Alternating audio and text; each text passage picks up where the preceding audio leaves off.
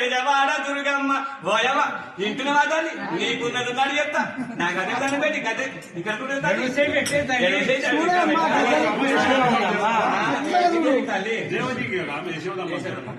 ఓయమ్మ నిన్న మాదాలి నీకు ఉన్నది ఉన్నట్టు చెప్తా లేని లేనట్టే చెప్తాను.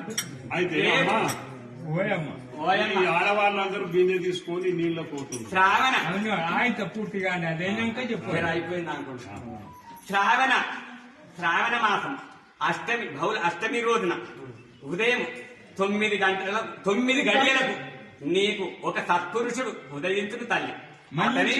అతడు కోటి సూర్యుల తేజము గలవాడమ్మా. శంకు చక్రాలు నల్లటి తుమ్మిదల వంటి